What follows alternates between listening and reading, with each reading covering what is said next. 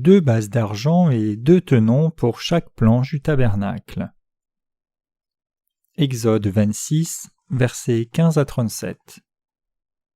Tu feras des planches pour le tabernacle. Elles seront de bois d'acacia placées debout. La longueur d'une planche sera de 10 coudées et la largeur d'une planche sera d'1 coudée et demie. Il y aura à chaque planche 2 tenons joints l'un à l'autre. Tu feras de même pour toutes les planches du tabernacle. Tu feras 20 planches pour le tabernacle du côté du midi. Tu mettras 40 bases d'argent sous les 20 planches, 2 bases sous chaque planche pour ces 2 tenons. Tu feras 20 planches pour le second côté du tabernacle, le côté du nord, et leurs 40 bases d'argent, 2 bases sous chaque planche. Tu feras 6 planches pour le fond du tabernacle, du côté de l'occident. Tu feras 2 planches pour les angles du tabernacle dans le fond. Elles seront doubles depuis le bas, et bien liées à leur sommet par un anneau. Il en sera de même pour toutes les 2, placées aux 2 angles. Il y aura ainsi 8 planches, avec leur base d'argent, soit 16 bases, 2 bases sous chaque planche. Tu feras 5 barres de bois d'acacia pour les planches de l'un des côtés du tabernacle, 5 barres pour les planches du second côté du tabernacle, et 5 barres pour les planches du côté du tabernacle formant le fond vers l'occident. La barre du milieu traversera les planches d'une extrémité à l'autre. Tu couvriras d'or les planches et tu feras d'or leurs anneaux qui recevront les barres, et tu couvriras d'or les barres. Tu dresseras le tabernacle d'après le modèle qui t'est montré sur la montagne. Tu feras un voile bleu, pourpre et cramoisi, et de fin lin retors. Il sera artistement travaillé, et l'on y représentera des chérubins. Tu le mettras sur 4 colonnes d'acacia couvertes d'or. Ces colonnes auront des crochets d'or et poseront sur 4 bases d'argent. Tu mettras le voile au-dessous des agrafes et c'est là, dans le voile, que tu feras entrer l'arche du témoignage. Le voile vous servira de séparation entre le lieu saint et le lieu très saint. Tu mettras le propitiatoire sur l'arche du témoignage dans le lieu très saint. Tu mettras la table en dehors du voile et le chandelier en face de la table, au côté méridional du tabernacle. Et tu mettras la table au côté septentrional. Tu feras pour l'entrée de la tente un rideau bleu, pourpre et cramoisi et de fin lin retors. Ce sera un ouvrage de broderie. Tu feras pour le rideau 5 colonnes d'acacia et tu les couvriras d'or. Elles auront des crochets d'or et tu fondras pour elles 5 bases d'airain. Le tabernacle lui-même était construit avec 48 planches, 20 planches pour les côtés sud et nord, 6 planches pour le côté est et 2 planches pour les 2 coins arrière. Chaque planche mesurait 4,50 m de long et environ 67,5 cm de large. Pour que chaque planche se tienne droit, il y avait 2 bases d'argent et 2 tenons qui se correspondaient. Cela nous montre à nouveau que le salut de Dieu n'est donné que par sa grâce et par la foi en Christ. Le salut par grâce par la foi en Christ. La plupart des chrétiens connaissent et récitent même le célèbre passage d'Éphésiens 2, versets 8 et 9. Car c'est par la grâce que nous sommes sauvés au moyen de la foi, et cela ne vient pas de nous, c'est le don de Dieu, non par les œuvres, afin qu'aucun ne se glorifie. Mais malheureusement, ils ne savent pas ce qu'est exactement sa grâce et quel genre de foi ils devraient avoir pour être sauvés. Cependant, le système des 2 bases d'argent et des 2 tenons qui se correspondaient nous montre clairement le mystère du salut de Dieu. Pour que nous réalisions la vérité des 2 tenons et 2 bases d'argent placées au bas des planches, nous avons besoin de connaître la vérité basique de l'Évangile. Toutes les portes du tabernacle étaient tissées de fils bleus, pourpre et cramoisi, et de fin lin retors. Ces 4 couleurs nous montrent que pour que nous soyons sauvés de nos péchés et de la destruction, le baptême et le sang de Jésus étaient nécessaires, et elles nous permettent de croire dans la vérité du salut de Jésus sans aucun doute. Nous devons avoir une connaissance claire de la vérité qui nous a sauvés, manifestée dans le fil bleu, pourpre et cramoisi et le fin lin retors, et y croire. Jésus dit « Vous connaîtrez la vérité, et la vérité vous rendra libre. » Jean 8, verset 32. Ainsi, nous devons recevoir la rémission parfaite de nos péchés en connaissant la vérité spirituelle qui est cachée dans les 4 couleurs manifestées dans la porte du tabernacle et le voile du lieu très saint. Du fil bleu, pourpre et cramoisi et du fin lin retors sont les matériaux de la porte du tabernacle. En d'autres termes, Jésus-Christ est notre Sauveur et le Roi de ceux qui croient. lui qui nous a sauvés une fois pour toutes de tous les péchés du monde en étant baptisé par Jean et en prenant tous nos péchés sur son propre corps, en portant les péchés du monde et versant son sang à la croix. Le fait que Jésus-Christ, qui est le roi des rois, ait pu nous sauver définitivement de nos péchés, est dû au fait qu'il ait été baptisé et crucifié. Donc, le fil bleu et cramoisi nous parle de la vérité claire et certaine qui ne peut être exclue de notre salut des péchés. Pour prendre nos péchés, Jésus fut baptisé par Jean et en portant les péchés du monde et versant son sang à la croix, il nous a sauvés une fois pour toutes de tous nos péchés, accomplissant ainsi ses œuvres de salut. Ici, nous devons croire que ces 4 points du fil bleu, le baptême de Jésus, du fil cramoisi, son sang versé, du fil pourpre, il est notre roi, et du fin lin retors, il est le Dieu de la parole élaborée et nous a rendus justes, sont les matériaux utilisés pour notre salut. Nous devons réaliser que si en dépit de cela nous essayons d'être sauvés de nos péchés en ne croyant qu'en un d'entre eux, alors le salut ne sera pas complet. Pourquoi ?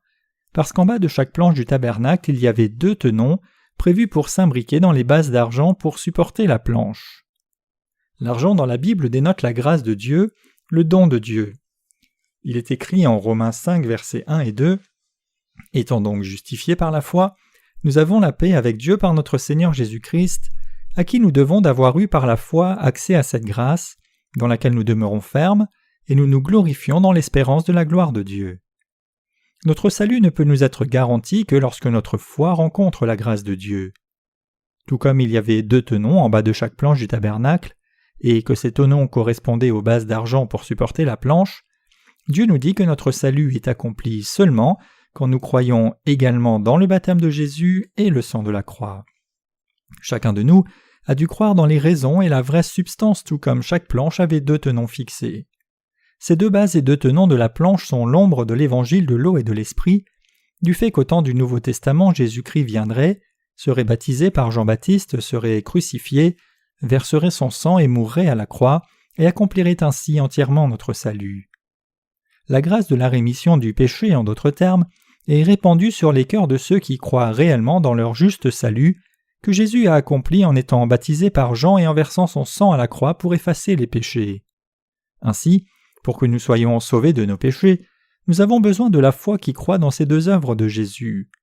De toute évidence, tout dans le tabernacle donne un portrait détaillé de Jésus qui nous a sauvés de nos péchés. Ce n'était pas sans raison que le Seigneur a amené les Israélites à utiliser 2 tenons et 2 bases d'argent pour chaque planche du tabernacle. Nous avons été sauvés et délivrés de tous nos péchés et de la condamnation du péché entièrement par les œuvres du baptême et du sang versé que Dieu nous a donné. En d'autres termes, c'est en croyant dans l'évangile de l'eau et de l'esprit que nous avons reçu le droit de devenir enfants de Dieu. Notre foi qui est comme de l'or pur a été bâtie en recevant ce don de Dieu. Ne savez-vous toujours pas qui vous êtes même quand vous croyez en Jésus ? Vous considérez-vous comme bon ? Pensez-vous que vous ayez un caractère juste qui ne puisse tolérer aucune injustice, sans aucune forme et sans aucune circonstance ? Pensez-vous que vous soyez juste devant Dieu parce que vous gardez les commandements de Dieu dans votre cœur chaque jour et que vous essayez d'obéir et d'agir en fonction dans votre vie ? Tout ce que nous faisons, c'est prétendre être juste, alors que nous commettons l'adultère et la fornication en privé. De nos jours, des centaines de chaînes sont disponibles sur la télévision par câble et par satellite.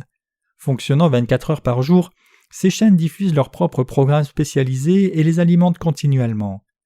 Parmi ces chaînes, celles qui ont le plus de succès commercial sont, par-dessus tout, les chaînes pour adultes. Il y a beaucoup de ces chaînes pour adultes où toutes sortes de matériaux pornographiques sont disponibles simplement en zappant. Et qu'en est-il des sites internet pornographiques ? Inutile de dire qu'un flot de courriers électroniques pornographiques se déverse sur le monde. Chacun déplore les méfaits de ces sites obscènes, mais quand nous pensons à la loi de l'offre et la demande, leur succès ne peut que signifier que nombreuses personnes aiment ce genre de site en privé. Ce phénomène nous montre que nous, êtres humains, sommes fondamentalement corrompus et obscènes. La Bible met l'accent sur le cœur pécheur de l'humanité, se référant aux fornications, adultères et corruption. Dieu dit que ces choses viennent du cœur des gens et que ce sont des péchés. Ne sommes-nous donc pas pleins de péchés ? Dieu dit à répétition que nos propriétés intrinsèques sont pécheresses. Mais l'admettons-nous réellement ? Qu'en est-il ?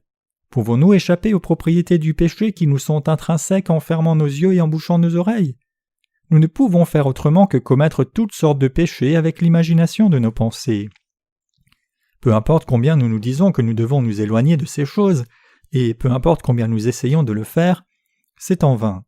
En effet, notre chair est telle que non seulement nous ne pouvons devenir parfaits sans commettre de péché charnel, mais nous avons des affinités au péché sans le désir de nous en éloigner. La chair et le cœur de l'humanité sont toujours loin des choses saintes, et c'est un fait, bien plus, qu'ils ne veulent pas être plus proches du péché, mais qu'ils commettent de plus grands péchés encore. En Orient, beaucoup apprennent les enseignements de Confucius très sérieusement dès leur naissance et ils essayent de mettre ces enseignements en pratique. En Occident, d'autre part, le catholicisme et les églises chrétiennes légalistes ont dominé le paysage religieux et beaucoup de gens d'Occident ont essayé de garder la loi de Dieu, pensant qu'ils pouvaient être plus saints en essayant davantage. Mais peu importe leur arrière-plan religieux, quand ils se placent devant Dieu, ils sont confrontés à leur propre vie et ne sont que des masses de péchés et des semences de malfaiteurs aussi. Les êtres humains sont injustes, pleins de défauts, et des masses de péchés faits de poussière. Même les gens apparemment bons, dont les bonnes œuvres sont faites non pour la reconnaissance mais d'un cœur sincère et qui sont vraiment gênés de recevoir la louange pour leurs bonnes œuvres, ne peuvent échapper au fait que leur essence fondamentale est révélée devant Dieu, et ils ne sont qu'une masse de péchés et une semence de malfaiteurs. Parce que plaider la justice de l'humanité est un grand mal devant Dieu, les gens ne peuvent échapper à la condamnation du péché sans reconnaître leur punition et accepter l'évangile de l'eau et l'esprit qui est l'amour de Dieu. Devant Dieu, les efforts de l'humanité ne peuvent être traduits en une sorte de bonté, même pas comme la poussière, et la volonté de l'humanité n'est que mauvaise devant lui. Dans la Bible, les êtres humains sont souvent assimilés au bois. Une barre de bois d'acacia seule ne peut être élevée comme une colonne à l'entrée du temple de Dieu, sans que Dieu ne la couvre d'abord d'or. Et sans la grâce du salut donné par Dieu, les gens ne sont rien de plus qu'une poussière qui ne peut qu'aller au jugement par le feu. Cependant, Dieu a enlevé tous nos péchés et transgressions en envoyant Jésus-Christ le Messie et lui faisant recevoir le baptême et verser le sang à mort, même quand nous n'étions que des pécheurs. Un tel salut était prophétisé par le roi David environ 1000 ans avant la venue du Messie. Autant l'Orient est éloigné de l'Occident, autant il éloigne de nous nos transgressions. Comme un père a compassion de ses enfants, l'Éternel a compassion de ceux qui le craignent. Car il sait de quoi nous sommes formés, il se souvient que nous sommes poussière. Psaume 103, versets 12 à 14. Avant que nous n'ayons connu la justice de Dieu, la justice de l'humanité était notre standard de vie. Moi aussi, j'étais comme cela quand je ne connaissais pas le don de Dieu du salut et n'avais pas foi en sa parole. En effet, je n'avais pas de justice, mais je pensais que j'étais décent. Donc depuis mon enfance, il y a de nombreuses occasions où je ne tolérais pas l'injustice et je me battais même avec des gens avec qui je n'avais rien à voir. Vivre une vie juste était ma devise. Ainsi, parce que je ne me voyais pas devant Dieu, j'étais plein de ma propre justice. J'avais une meilleure opinion de moi que des autres et j'essayais de vivre justement. Mais un être tel que moi n'était autre qu'une masse de péchés face à la justice de Dieu. Je n'étais pas quelqu'un qui pouvait garder ne serait-ce qu'un seul des 10 commandements ou encore moins les 613 lois que Dieu a ordonné de garder. Le fait que j'ai eu la volonté de les garder était en soi un acte d'injustice et de rébellion contre la parole de Dieu qui me déclare incapable de faire autre chose que de pécher et m'opposer à lui. Toute la justice de l'humanité n'est qu'injustice devant Dieu. Cette génération qui a abandonné Dieu et sa loi dans un flot de vanité et de corruption a aussi abandonné le sens de la culpabilité. Cependant, nous devons reconnaître que nous, les êtres humains, ne pouvons que pécher chaque jour et sommes donc condamnés à aller en enfer sans exception. Nous étions injustes et pleins de péchés, mais le Seigneur a fait de nous son propre peuple en nous sauvant de nos péchés par l'évangile de l'eau et de l'esprit. Nous étions tous injustes, mais par le don du salut, le Seigneur a sauvé des êtres tels que nous de tout péché. Chaque planche du lieu saint mesurant 4,50 m de haut et 67,5 cm de large était faite de bois d'acacia recouvert d'or et élevée comme mur du lieu saint. Sous chaque planche, 2 bases d'argent étaient placées pour soutenir la planche. Les bases d'argent ici manifestent le fait que Dieu nous a sauvés, vous et moi, entièrement lui-même. La vérité qui dit que Dieu nous a sauvés du péché, c'est son amour, et Jésus-Christ est venu sur la terre et a été baptisé pour prendre nos péchés, apporter la condamnation de nos péchés en mourant à la croix, nous sauvant ainsi de tous les péchés du monde et de toute condamnation. En croyant au don du salut qu'il nous a donné, nous sommes nés de nouveau. Le don du salut que le Seigneur nous a donné est incorruptible comme l'or, et il ne change jamais. Le salut que le Seigneur nous a donné est fait du baptême et du sang de Jésus, et il a entièrement effacé tous nos péchés. C'est parce que le Seigneur nous a sauvés de tous nos péchés que vous et moi avons pu entièrement être délivrés de tous les péchés que nous commettons par nos pensées, notre intellect et nos actes réels. En croyant au don du salut que Dieu nous a donné dans nos cœurs, nous sommes devenus ces saints qui sommes précieux. Au travers des 2 bases qui soutenaient chaque planche du tabernacle, Dieu nous parle du salut de l'eau et de l'esprit. Dieu nous dit que c'est à 100% sa grâce et son don qui ont fait de nous ses enfants. Si nous rejetons notre foi dans le baptême et le sang de Jésus, alors il ne reste rien en nous. Nous avons été de tels êtres qui étaient liés à la condamnation du péché. Nous étions des mortels, liés à trembler devant notre mort certaine selon la loi de Dieu, déclarant que le salaire du péché c'est la mort, et nous devions réaliser et nous plaindre du jugement juste du feu qui nous attendait. C'est pour cela que nous ne sommes rien si nous laissons notre foi en l'évangile de l'eau et de l'esprit de côté. Vivant dans une époque qui est remplie de péchés, nous ne devons jamais oublier que notre destin était celui d'attendre le jugement du feu. Nous étions de tels êtres mortels. Cependant, la grâce de Dieu a été répandue sur nous entièrement parce qu'il nous a donné le salut de l'eau et de l'esprit. Le Messie est venu sur la terre, a été baptisé par Jean, a versé son sang puis est mort à la croix, il est ressuscité des morts et nous a ainsi sauvés de tous nos péchés, de toute notre injustice et de toute notre condamnation.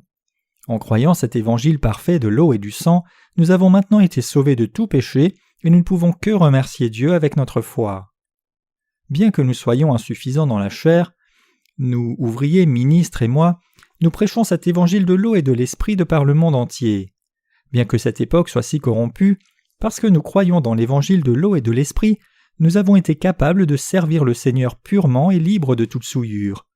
Le fait que nous ayons pu avoir cette pensée n'est pas de notre propre force, mais c'est parce que le Seigneur nous a donné la sainteté en nous couvrant de sa grâce du salut. C'est parce que le Seigneur nous a sauvés parfaitement du péché et de la condamnation que nous avons été couverts de la puissance de ce salut, et c'est entièrement à cause de cela que nous avons été capables de servir le Seigneur purement. Parce que le Seigneur nous a sauvés de tous nos péchés par l'eau et l'esprit, je crois que nous pouvons le servir en dépit de nos insuffisances, n'étant plus liés par nos péchés, ni les limites de la condamnation. Le fait que je sois ce que je suis est absolument dû à la grâce de Dieu. Vraiment, ce sont des choses impossibles à faire sans la grâce de notre Seigneur. Diffuser l'évangile de l'eau et de l'esprit de par le monde entier et servir cet évangile purement n'aurait pas été possible du tout si ce n'était par la grâce du Seigneur. C'est à 100% par la grâce du salut que Dieu nous a donné que vous et moi sommes capables de vivre nos vies en défendant et servant l'Évangile. Nous sommes devenus les piliers du temple de Dieu, Apocalypse 3, verset 12, et les gens de son royaume par la foi. Parce que le Seigneur nous a donné une foi comme l'or, nous vivons maintenant dans la maison de Dieu. Dans cette époque où le monde est envahi et trempé dans le péché, dans une époque où la plupart des gens oublient et blasphèment Dieu, nous avons été purifiés d'une eau pure et nous sommes devenus purs, et nous avons été capables de boire de l'eau pure et de servir le Seigneur purement. Les mots ne peuvent exprimer combien je suis profondément reconnaissant pour cette bénédiction. C'est effectivement telle qu'est notre foi. Comment aurions-nous pu devenir justes? Comment aurions-nous pu nous appeler justes s'il n'y a rien de bon en nous? Comment de tels êtres pécheurs que vous et moi peuvent être sans péché? Auriez-vous pu devenir justes et sans péché par la justice de votre chair? Les pensées de la chair, vos propres efforts et vos propres œuvres, ces choses pourraient-elles vous rendre sans péché ou justes? Auriez-vous pu devenir juste autrement que par la foi dans l'évangile de l'eau et l'esprit? Auriez-vous pu devenir juste autrement que par votre foi au salut de Dieu manifesté dans le fil bleu, pourpre et cramoisi et le fin lin retors? Auriez-vous pu devenir juste sans croire en votre salut par l'évangile de l'eau et l'esprit, accompli par le Messie et révélé dans la parole de Dieu? Vous n'auriez jamais pu le faire. En croyant seulement dans le fil cramoisi, nous ne pouvons pas devenir justes. Parce que Jésus-Christ, notre Sauveur et Messie, a porté tous les péchés du monde, incluant tous les péchés de votre vie entière, par le baptême qu'il a reçu de Jean pour effacer tous nos péchés à notre place, nous sommes devenus justes par la foi. Tout comme l'offrande sacrificielle de l'Ancien Testament portait le péché quand les pécheurs ou le souverain sacrificateur posaient les mains dessus, au temps du Nouveau Testament, Jésus a accepté tous les péchés du monde transférés sur lui en étant baptisé par Jean. Jésus a vraiment pris tous nos péchés par son baptême. Matthieu 3, verset 15. Et Jean lui a rendu immédiatement témoignage comme étant l'agneau de Dieu qui ôte le péché du monde. Jean 1, verset 29. Ayant reçu son baptême, Jésus a vécu les 3 années suivantes de sa vie pour notre salut, stoppant tous nos péchés et la condamnation en allant à la croix et abandonnant son propre corps à Dieu, comme une brebis silencieuse devant celui qui l'attend, et il nous a donné une nouvelle vie. C'est parce que Jésus-Christ a pris nos péchés par le baptême qu'il a reçu de Jean et qu'il s'est abandonné lui-même silencieusement, en étant cloué aux mains et aux pieds quand il a été crucifié par les soldats romains.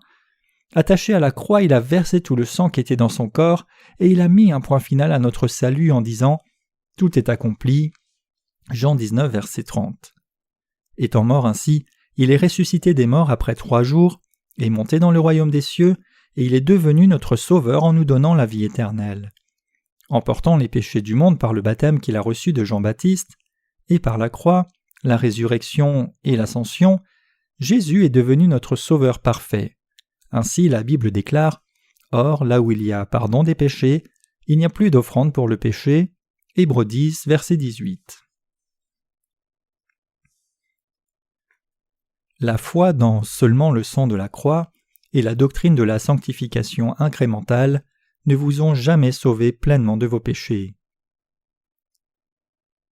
Les chrétiens devraient savoir qu'ils ne peuvent être sauvés parfaitement de leurs péchés en ne croyant qu'en le sang de Jésus à la croix. Parce que les gens pêchent chaque jour avec leurs yeux et leurs actes, ils ne peuvent effacer leurs péchés seulement en croyant dans le sang de la croix. L'une des iniquités les plus perverses commises dans la vie des gens de nos jours est l'immoralité sexuelle. Comme une culture de sexualité explicite et obscène pervertit le monde, le péché est semé dans la chair. La Bible ordonne de ne pas commettre d'adultère, mais la réalité d'aujourd'hui, c'est qu'à cause des circonstances qui les entourent, beaucoup de gens finissent par commettre ce péché sans même l'avoir voulu. Dieu déclare que quiconque regarde une femme pour la convoiter a déjà commis l'adultère avec elle dans son cœur. Matthieu 5, verset 28. Et ce que voient vos yeux chaque jour est obscène. Donc les gens commettent ce genre de péché à chaque minute et chaque seconde. Si tel est le cas, comment peuvent-ils être sanctifiés en faisant des prières de repentance et entrer dans le royaume de Dieu? Comment peuvent-ils devenir justes? Leurs cœurs deviennent-ils justes lorsqu'ils se disciplinent eux-mêmes et se sanctifient quand ils vieillissent? Leur caractère devient-il meilleur? Deviennent-ils plus patients? Bien sûr que non. Ce qui se passe, c'est exactement à l'opposé. Parmi les doctrines chrétiennes qui prévalent se trouve la doctrine de la sanctification incrémentale. Cette doctrine soutient que lorsque les chrétiens croient dans la mort de Jésus à la croix pendant assez longtemps, qu'ils font des prières de repentance chaque jour et servent le Seigneur chaque jour, ils peuvent progressivement devenir saints et bons. Elle prétend que plus le temps passe depuis que nous avons commencé à croire en Jésus, plus nous devenons quelqu'un qui n'a rien à voir avec le péché et dont les œuvres sont vertueuses, et que d'ici à ce que la mort arrive, nous serons devenus entièrement sanctifiés et donc entièrement sans péché. Elle enseigne aussi que puisque vous avez fait des prières de repentance tout le temps, vous serez lavés de vos péchés chaque jour, comme vos habits sont lavés, et donc quand vous mourrez à la fin, vous irez vers Dieu comme quelqu'un qui est devenu parfaitement juste. Beaucoup croient ainsi, mais ce n'est qu'une spéculation hypothétique fabriquée par des pensées humaines. Romains 5, verset 19 dit « Car comme par la désobéissance d'un seul homme beaucoup ont été rendus pécheurs, de même par l'obéissance d'un seul beaucoup seront rendus justes. » Le passage nous dit que chacun de nous est purifié du péché par l'obéissance d'un seul homme. Ce que vous et moi nous pouvions faire, Jésus-Christ l'a accompli quand il est venu personnellement sur la terre. Sachant bien que vous et moi ne pourrions nous libérer nous-mêmes du péché, Jésus a fait la rémission des péchés à notre place, quelque chose que ni vous ni moi n'aurions pu faire. En venant dans ce monde, recevant le baptême, étant crucifié et ressuscitant des morts, il nous a sauvés, vous et moi, et nous a purifiés de nos péchés une fois pour toutes. Le fait que Jésus-Christ ait pu donner le salut à son peuple par la rémission des péchés est dû au fait qu'il ait lui-même obéi à la volonté de Dieu. Obéissant à la volonté de Dieu en tant que Messie, Jésus-Christ a répandu sur nous la grâce du salut par son baptême, la croix et la résurrection. En nous donnant ainsi le salut, Jésus a accompli la rémission du péché parfaitement. Et maintenant, par la foi, nous avons été couverts de la grâce de ce salut, car le Seigneur a accompli notre salut du péché, qui n'aurait jamais pu être accompli par nos propres efforts. Cependant, la plupart des chrétiens ne croient pas au baptême que Jésus a reçu, mais au lieu de cela, ils croient seulement au sang qu'il a versé à la croix et essayent de se sanctifier par leurs propres œuvres. En d'autres termes, même si Jésus a pris tous les péchés de l'humanité quand il a été baptisé par Jean, les gens ne croient pas cette vérité. Le chapitre 3 de Matthieu nous dit que la première chose que Jésus a faite dans sa vie publique, c'était de recevoir le baptême de Jean. C'est la vérité attestée par tous les 4 évangélistes. Jésus a pris nos péchés en étant baptisé par Jean-Baptiste, le représentant de l'humanité et le plus grand de ceux qui sont nés de femmes. Et même il y a tant de gens qui ignorent ce fait et ne croient pas. Ces gens croient en Jésus sans croire en son baptême, et louent avec ferveur le seul sang précieux de la croix qu'il a versé. Blessés par la mort de Jésus à la croix, ils élèvent leurs émotions et font toutes sortes de choses dans leur louange en criant « Il y a une puissance merveilleuse dans le sang, il y a une puissance miraculeuse dans le sang précieux de l'agneau. » Ils essayent d'aller vers Dieu, en d'autres termes, poussés par leurs propres émotions, leur vigueur et leur force.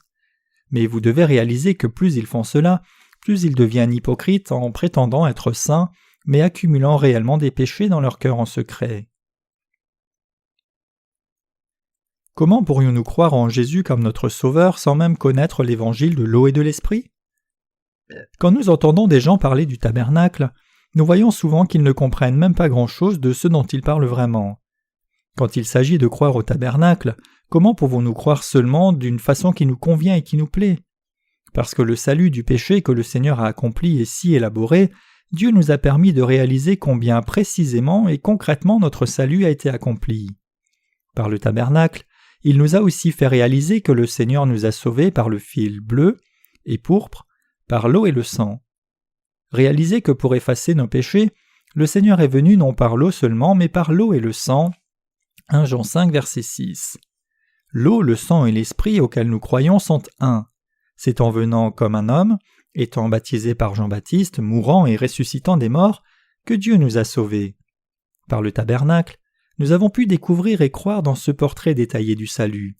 En étudiant les 2 tenons et les 2 bases d'argent de chaque planche, nous avons réalisé la méthode par laquelle Jésus nous a sauvés de nos péchés, et nous avons ainsi trouvé la vérité qui dit que nous devons croire assurément dans les ministères de Jésus manifestés dans le fil bleu, pourpre et cramoisi. En dehors de la Bible, le salut ne peut trouver son origine nulle part ailleurs. Nous avons besoin du don du salut qui est fait de ces 2 éléments du baptême et de la croix.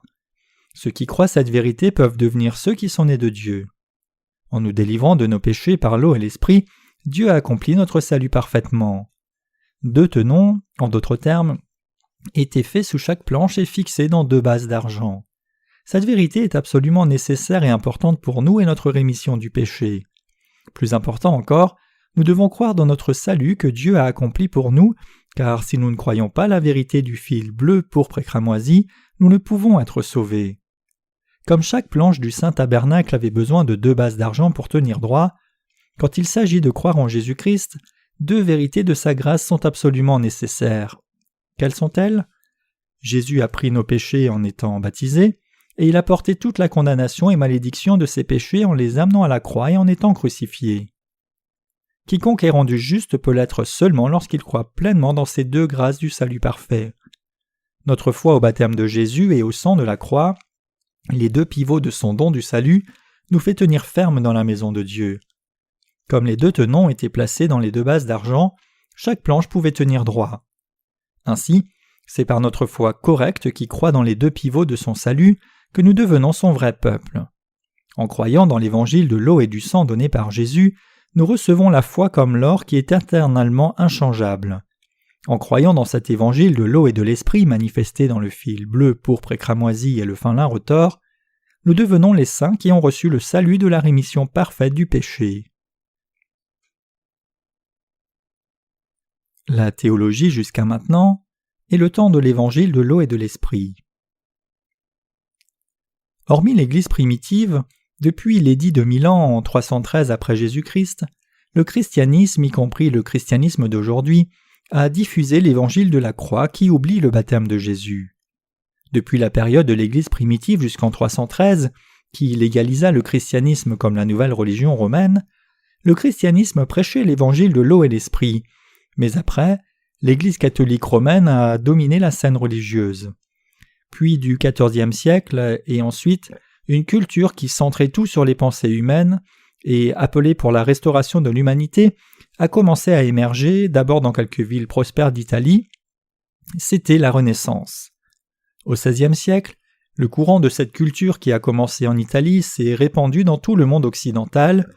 Les écoliers ont étudié l'humanisme, la philosophie a commencé à remplacer la théologie. Interprétant la Bible avec leur propre tête, ils ont commencé à bâtir des doctrines chrétiennes, mais puisqu'ils ne connaissaient pas la vérité, ils ne pouvaient comprendre la Bible correctement et pleinement. Donc ce qu'ils ne pouvaient comprendre avec leur tête, ils l'ont dépassé en incorporant leurs connaissances séculaires et leurs pensées, produisant ainsi leur propre doctrine chrétienne. En conséquence, une multitude de doctrines et théologies chrétiennes sont apparues dans l'histoire chrétienne.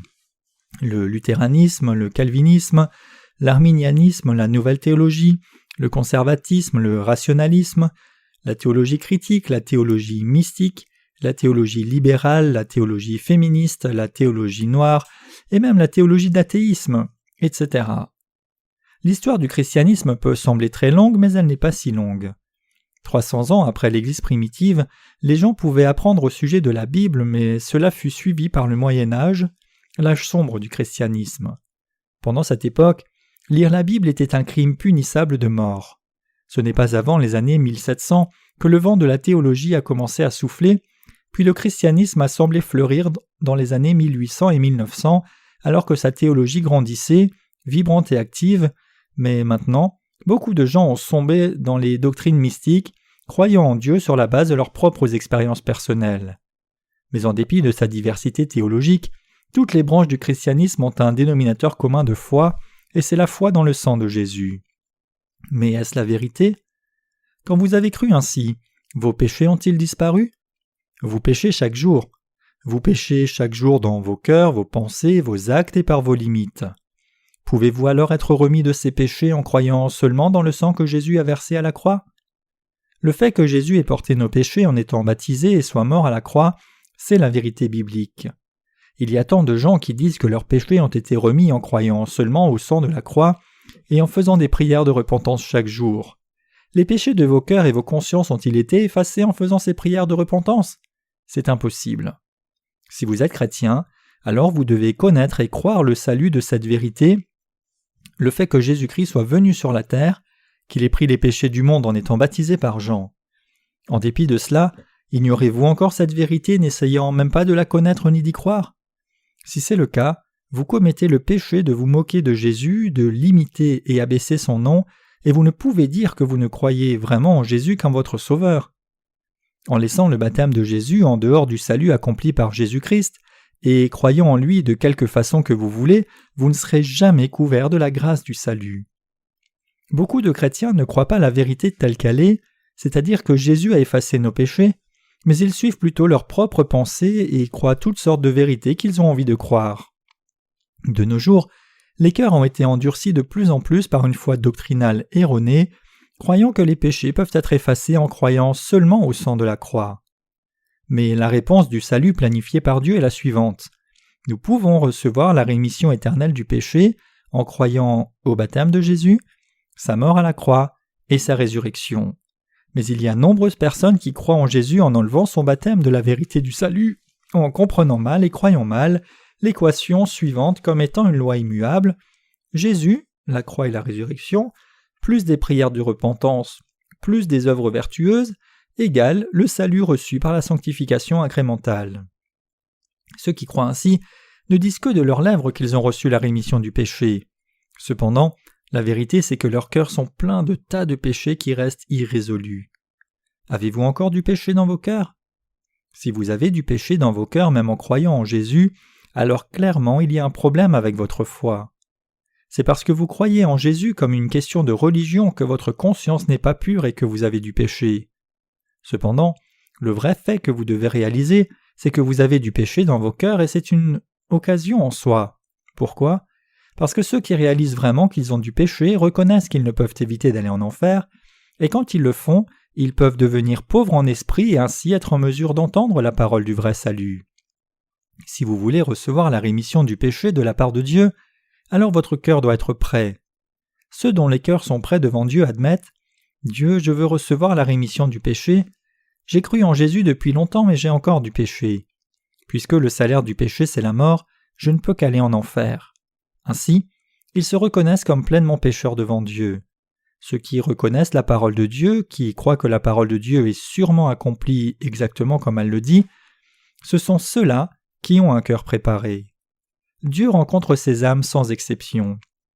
Ces gens entendent sa parole, ils voient sa parole sous leurs propres yeux, ils la confirment, et en faisant cela, ils réalisent « Ah, j'avais cru à tort », et un nombre de gens croient à tort maintenant.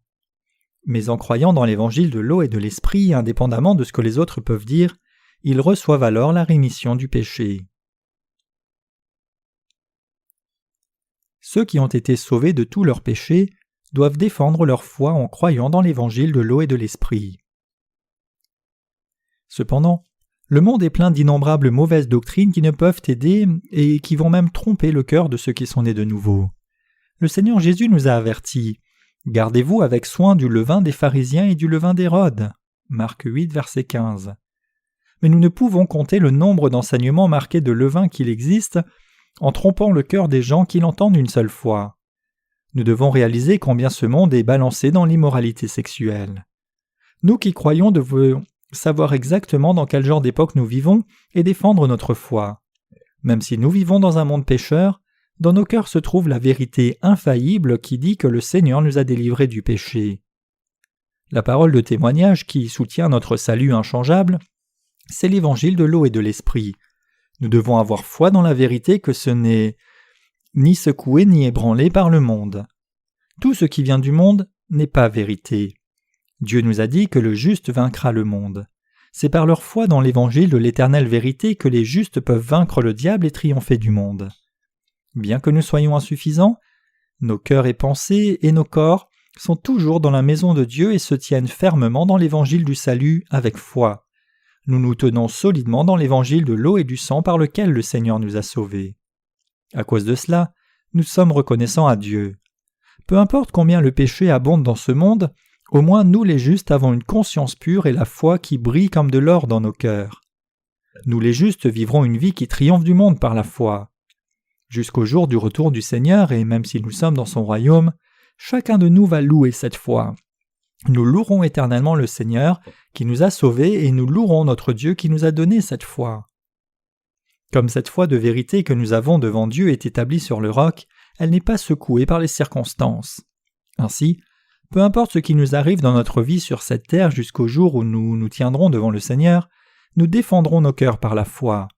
Même si tout dans ce monde est détruit, même si ce monde nage dans le péché, et même si ce monde devient pire que Sodome et Gomorrhe, nous ne suivons pas ce monde, mais nous croyons en Dieu chastement, nous poursuivons la justice, et nous continuons de faire les œuvres qui diffusent ces deux grâces, le baptême de Jésus et sa mort à la croix du salut, les vraies grâces de Dieu. Ceux qui prétendent croire dans l'évangile véritable. Quelques-uns, bien qu'ils ne croient pas vraiment dans l'évangile de l'eau et l'esprit, prétendent croire la vérité du fil bleu pourpre et cramoisi. Mais nous pouvons voir que ces gens ont du péché dans leur cœur, car ils ne croient pas en l'évangile de l'eau et de l'esprit sincèrement. Ils sont comme l'homme dont il est question en 2 Rois 6, verset 5. De la même manière, il est possible, quand les besoins viennent, que des gens se servent de l'évangile de l'eau et de l'esprit pour un peu de temps. Mais sans croire que cet évangile de l'eau et de l'esprit est la vérité, ils sont incapables de parler avec la vraie foi lorsqu'ils prêchent ou qu'ils ont de la communion. Et ceux qui n'ont pas la foi dans la vérité finissent tragiquement par abandonner leur vie de foi en cours de route. Mais la vérité de l'évangile de l'eau et de l'esprit ne change pas, et c'est pourquoi ils doivent croire dans cet évangile de l'eau et de l'esprit.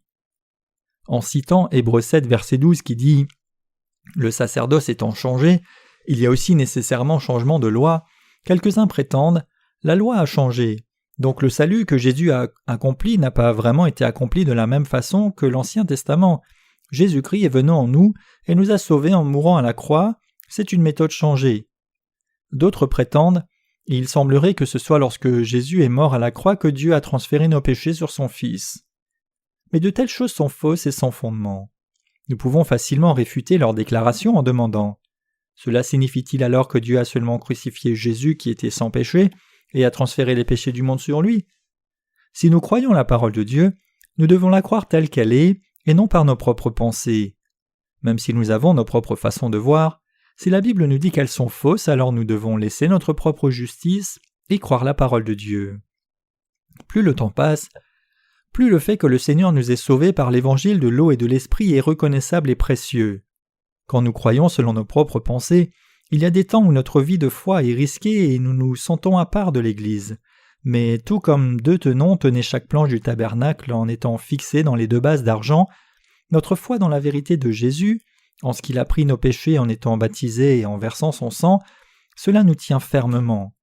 En étant baptisé par Jean et en portant notre condamnation en étant crucifié et versant son sang, notre Seigneur nous a sauvés de tous nos péchés. Ainsi, notre foi ne chancellera jamais. Proverbe 25, verset 4 dit « Ôte de l'argent les scories, et il en sortira un vase pour le fondeur. » Selon ce passage, même si souvent le mal et des choses corrompues émergent dans nos pensées de la chair, par son baptême et le sang, Jésus nous a purifiés de ces choses, des péchés de l'humanité, et a fait de nous les ouvriers de la justice de Dieu. Le Seigneur nous a purifiés des péchés du monde. Et en étant baptisé par Jean et acceptant ainsi tous nos péchés une fois pour toutes, en étant crucifié et versant son sang pour porter toute la condamnation de nos péchés, Jésus nous a sauvés purement des péchés du monde. Ainsi, ceux qui croient dans l'évangile de l'eau et de l'esprit ont la garantie de leur salut éternel. Nos actes peuvent sembler affreux par moments, mais l'évangile de l'eau et de l'esprit maintient notre foi fermement, comme les bases d'argent soutenaient chaque planche en serrant ces deux tenons. La grâce éternelle du salut qui nous maintient. Maintenant, tournons notre attention vers les barres qui tenaient les planches du tabernacle ensemble. Exode 26, versets 26 et 27 dit « Tu feras 5 barres de bois d'acacia pour les planches de l'un des côtés du tabernacle, 5 barres pour les planches du second côté du tabernacle, et 5 barres pour les planches du côté du tabernacle formant le fond vers l'occident. » Le plafond du tabernacle était rectangulaire. Des colonnes étaient placées à la porte du tabernacle et pour le voile du lieu très saint, et le reste était fait de planches. Ces planches étaient fixées tout autour avec 5 barres. Pour tenir ces barres, 5 anneaux d'or étaient placés sur chaque planche et les barres elles-mêmes, faites de bois d'acacia, étaient aussi couvertes d'or. Les 5 barres étaient placées sur la planche de tous les 3 côtés du tabernacle, nord, sud et ouest.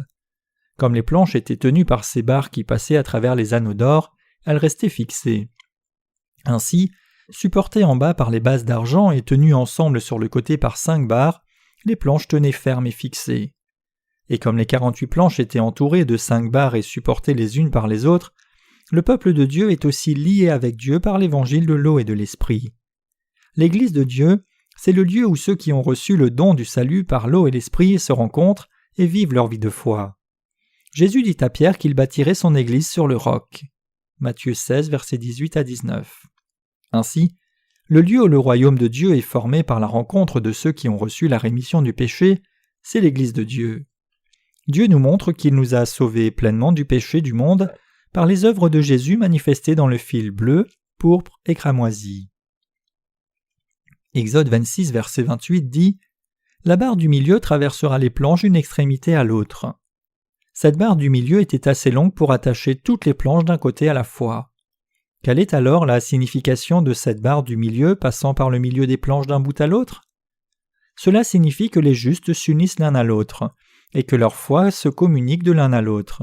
En d'autres termes, en croyant au salut accompli par l'évangile de l'eau et de l'esprit donné par le Seigneur, ils peuvent avoir une communion les uns avec les autres dans la foi. C'est pour cela que lorsque nous rencontrons nos saints ou les ministres et avons un partage avec eux, nous pouvons vraiment sentir cette communion de cœur. Une seule foi, un seul baptême et un seul Dieu. Regardons en Éphésiens 4, versets 3 à 7. Vous efforçant de conserver l'unité de l'esprit par le lien de la paix, il y a un seul corps et un seul esprit, comme aussi vous avez été appelés à une seule espérance par votre vocation. Il y a un seul Seigneur, une seule foi, un seul baptême, un seul Dieu et Père de tous, qui est au-dessus de tous, et parmi tous, et en tous. Mais à chacun de nous la grâce a été donnée selon la mesure du don de Christ. L'apôtre Paul nous dit de faire des efforts pour garder l'unité de l'esprit dans les liens de la paix. Le baptême de Jésus et la croix, quand nous recevons le don du salut fait de ces deux choses, la paix vient dans nos cœurs. Quand nous recevons la rémission du péché dans nos cœurs, alors nous devenons une famille en Christ, nous devenons en bref un seul corps. Un seul Seigneur. Jésus-Christ qui nous a sauvés est un. Une seule foi. En quoi croyons-nous ? Vous croyez au salut de l'eau et du sang de Dieu et de l'Esprit, manifesté dans le fil bleu, pourpre et cramoisi et le fin lin retors. Un seul baptême. L'apôtre Paul met l'accent sur le baptême de Jésus une fois encore. Il ne se réfère pas à la croix ici, mais plutôt il souligne le baptême de Jésus qui purifie tous les croyants inconditionnellement. Pour nous, croire en son baptême, c'est être baptisé en Christ et avoir ainsi revêtu le Christ. Galates 3, verset 27. Un seul Dieu, Dieu est un, ce Dieu nous a sauvés en envoyant son propre Fils. Toutes ces choses se réfèrent à une seule foi dans l'eau, le sang et l'esprit, 1 Jean 5, verset 8. C'est quand nous avons la foi dans l'évangile de l'eau et de l'esprit que nos cœurs peuvent communier les uns avec les autres. Ceux qui ont reçu la rémission du péché peuvent se rencontrer les uns les autres face à face. Il peut y avoir un peu de temps où ils ne peuvent se comprendre complètement, mais comme la barre du milieu passe par les planches d'un bout à l'autre, s'ils ont réellement reçu la rémission du péché dans leur cœur, alors ils peuvent communier les uns avec les autres. Ce frère a aussi été sauvé du péché, mais sa chair est faible, et il y a beaucoup de choses charnelles dans son cœur. Comme n'importe qui, lui aussi, semence de malfaiteur, mais le Seigneur a déjà remis ses péchés par l'évangile de l'eau et de l'esprit.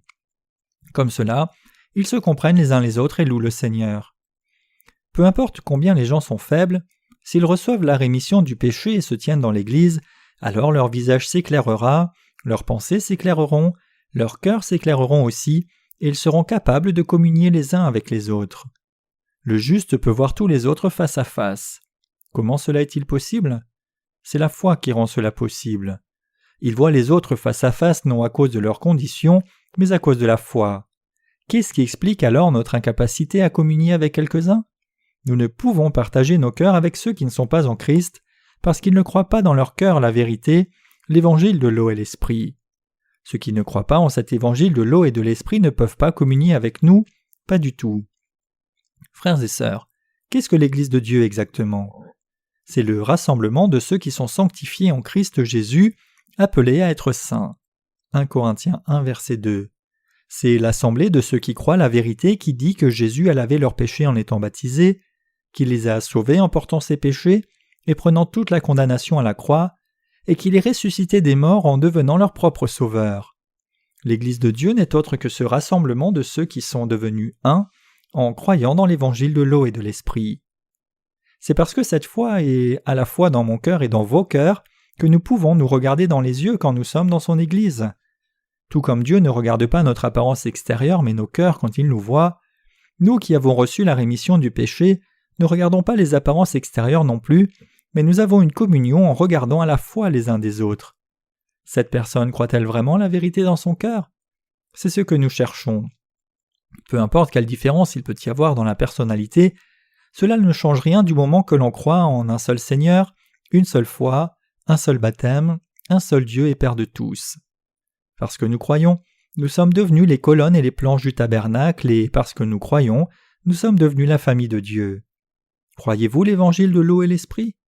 C'est parce que nous croyons que nous diffusons la lumière du salut de par le monde entier, comme l'or pur, la foi, brille dans la maison de Dieu.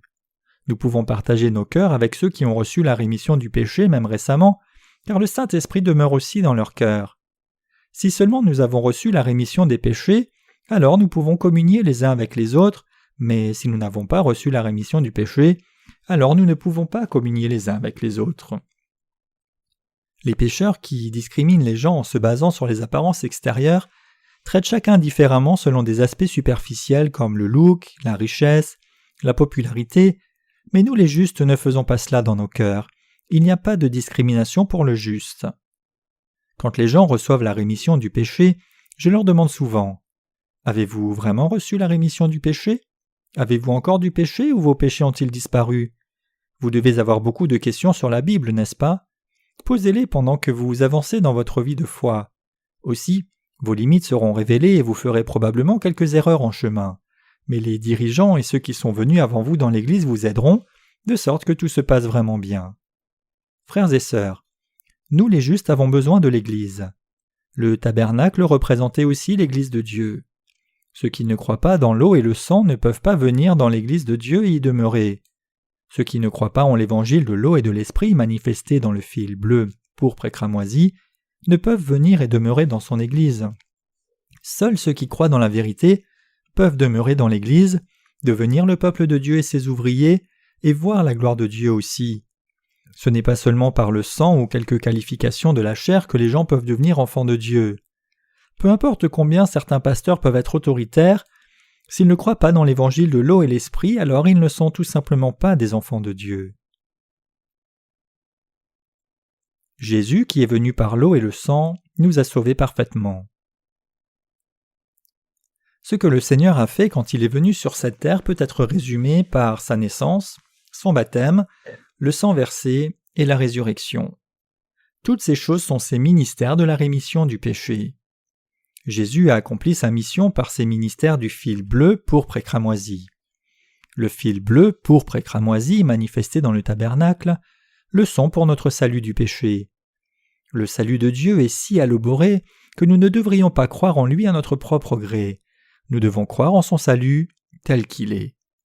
Notre foi devrait s'accorder correctement avec les deux vérités de son salut, son baptême et son sang à la croix. C'est pour cela que deux tenons correspondaient correctement aux deux bases d'argent. Nous ne pouvons considérer la vérité que Jésus nous a donnée comme la connaissance du monde et croire seulement en tant que telle. Vous et moi sommes ceux qui avons été sauvés du péché devant Dieu en croyant dans les œuvres de salut de Jésus manifestées dans les deux bases d'argent. Le tabernacle nous parle de la méthode détaillée du salut de Jésus, et ce salut a vraiment été déjà accompli pour nous.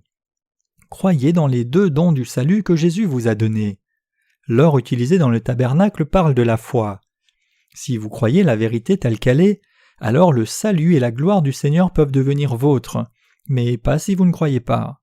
Voulez-vous vivre dans le tabernacle par la foi, couvert de la gloire de Dieu et protégé par lui, ou voulez-vous être maudit éternellement en continuant de ne pas croire? Si vous croyez seulement dans le sang de la croix, alors vous ne pouvez être sauvés. Vous devez croire que le sang de la croix et le baptême sont un. Le don du Seigneur se compose des deux. L'Esprit de Dieu demeure dans nos cœurs seulement quand nous croyons dans ces deux éléments, le baptême de Jésus et le sang versé. Le Saint-Esprit ne demeure jamais dans les cœurs de ceux qui n'y croient pas. Si vous confessez votre foi seulement de vos lèvres mais ne croyez pas dans vos cœurs, et si votre connaissance n'est autre qu'un exercice intellectuel, alors vous ne pouvez être sauvés. Pour être sauvé, vous devez d'abord tracer une ligne de démarcation en plaçant les liens de votre salut. Jusqu'à maintenant, je n'étais pas sauvé. Le salut auquel je croyais n'était pas le vrai, mais en croyant en Jésus qui est venu par l'eau et le sang, j'ai été sauvé. Les gens peuvent devenir justes seulement s'ils sont pécheurs. Ils doivent admettre qu'ils ne sont pas sauvés, qu'ils sont liés à la condamnation pour leurs péchés, et devenir alors ceux qui seront parfaitement sauvés en croyant dans l'évangile de l'eau et de l'esprit. Par le fil bleu et pourpre, le baptême et le sang de Jésus, nous devons recevoir notre salut parfait. Par son baptême et le sang, le Seigneur nous a fait don du salut parfait. Pour nous éviter de croire selon nos propres pensées, le Seigneur a révélé ce salut en détail par le tabernacle aussi. Parce que ce salut est si précieux et parfait, il est digne d'être cru par chacun. Ne croyez pas en un seul aspect de son salut, le sang de la croix, mais croyez au baptême et au sang de Jésus à la fois. S'il y a quelqu'un parmi nous qui n'a pas encore été sauvé, alors c'est mon espoir sincère qu'il soit sauvé en croyant, maintenant même, dans cette vérité. Y a-t-il quelqu'un dans ce cas parmi nous? Il y a toujours une possibilité. Mais mon espoir, c'est que cette possibilité ne soit jamais négligée par personne d'entre nous. Peu importe ce qui arrive, je ne peux appartenir au cercle de ceux qui ne sont pas sauvés. Nous sommes ceux qui avons été sauvés parfaitement en croyant dans ces deux choses, le fil bleu cramoisi, c'est-à-dire le baptême et le sang de Jésus. Je remercie Dieu pour ces deux dons de salut par lesquels le Seigneur m'a sauvé. Parce que Dieu a accompli mon salut parfaitement, j'ai déjà été libéré des malédictions et du jugement aussi. Vraiment, notre salut qui est venu du fil bleu et cramoisi est précieux au-delà des mots. Souvenez-vous et croyez que votre salut est rendu parfait, non seulement par le sang de la croix, non seulement par le baptême de Jésus, mais par les deux, le baptême et le sang de la croix, et c'est en croyant dans les deux que vous pouvez devenir enfant de Dieu. Nous avons reçu la vie éternelle en croyant la parole d'évangile de l'eau et de l'esprit, le mystère caché derrière les deux tenons et les deux bases d'argent des planches du tabernacle. Je donne ma reconnaissance à notre Seigneur, qui nous a sauvés des péchés du monde. Alléluia.